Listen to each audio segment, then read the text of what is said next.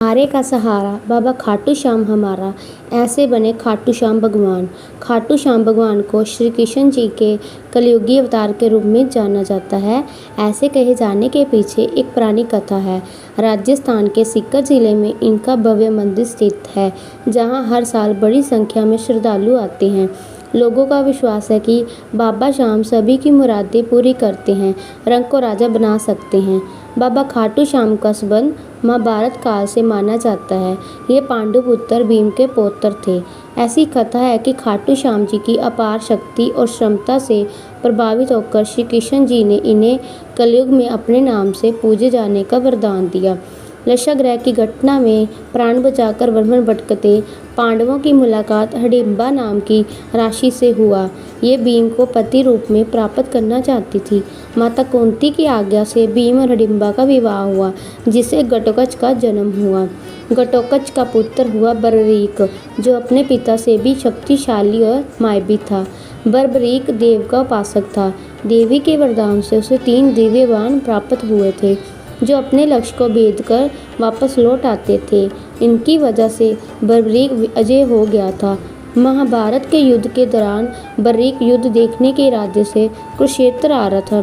श्री कृष्ण जानते थे कि अगर बर्बरीक युद्ध में शामिल हुआ तो परिणाम पांडवों के विरुद्ध होगा।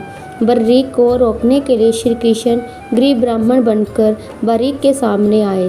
अनजान बनते हुए श्री कृष्ण जी ने बर्बरीक से पूछा कि तुम कौन हो, अगर क्यों जा रहे हो। जवाब में बर्बरीक ने बताया कि वे एक दानी योद्धा है, जो अपने एक बाण से महाभारत युद्ध का निर्णय कर सकता है। श्री कृष्ण जी ने उसकी परीक्षा लेनी चाही तो उसने एक बाण चलाया, जिससे पीपल के पेड़ के सारे पत्तों में छेद हो गया। एक पत्ता श्री कृष्ण जी के पैर के नीचे था, इसलिए बाण पैर के ऊपर ठहर गया। श्री कृष्ण बर्बरीक की क्षमता से हैरान थे और किसी भी तरह से उसे युद्ध में भाग लेने से रोकना चाहते थे। इसके लिए श्री कृष्ण जी ने बर्बरीक से कहा कि तुम तो बड़े प्रकामी हो, मुझे गरीब को कुछ दान नहीं दोगे। बर्बरीक ने जब दान मांगने के लिए कहा तो श्री कृष्ण जी ने बर्बरीक से उसका शीश मांगा। बर्बरीक समझ गया कि ये ब्राह्मण नहीं कोई और है। वास्तविक परिचय देने के लिए कहा। श्री कृष्ण जी ने अपना वास्तविक परिचय दिया तो बर्बरीक ने खुशी खुशी शीश दान देना स्वीकार कर लिया। रात भर भजन पूजा कर शुक्ल द्वादशी को स्नान पूजा करके बर्बरीक ने अपना हाथ से अपना शीश श्री कृष्ण जी को दान कर दिया। शीश दान से पहले बर्बरीक ने श्री कृष्ण जी से युद्ध देखने इच्छा जताई, इसलिए श्री कृष्ण जी ने बर्बरीक के कटे शीश को युद्ध अवलोकन के लिए एक ऊंचे स्थान पर स्थापित कर दिया। युद्ध में विजय श्री प्राप्त होने पर पांडव विजय का श्रेय हेतु वाद विवाद कर रहे थे। तब श्री कृष्ण जी ने कहा कि इसका निर्णय बर्बरीक का शीश कर सकता है। बर्बरीक ने शीश ने बताया कि युद्ध में श्री कृष्ण जी का सुदर्शन चक्र चल रहा था, जिससे कटे हुए वृक्ष की तरह योद्धा रणभूमि में गिर रहे थे। द्रौपदी माँ काली के रूप में रक्तपान कर रही थी। श्री कृष्ण जी ने प्रसन्न होकर बर्बरीक के उस कटे सिर को वरदान दिया कि कलयुग में तुम मेरे श्याम नाम से पूजित होगे।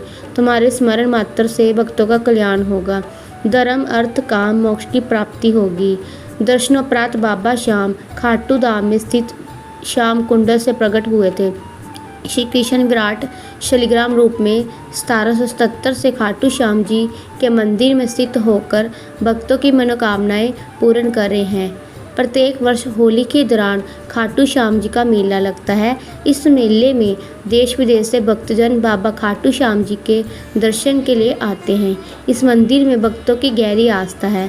बाबा श्याम हारे का सहारा, लखदाता खाटू श्याम जी, मोरबी नंदन, खाटू का नरेश और शीश का दानी, इन सभी नामों से खाटू श्याम को उनके भगत पुकारते हैं। खाटू श्याम जी मेले का आकर्षण यहाँ होने वाली मानव सेवा भी है।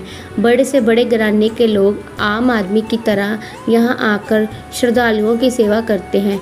कहा जाता है कि ऐसा करने से पुण्य की प्राप्ति होती है। भक्तों की इस मंदिर में इतनी आस्था है कि वे अपने सुखों का श्रेय उन्हीं को देते हैं।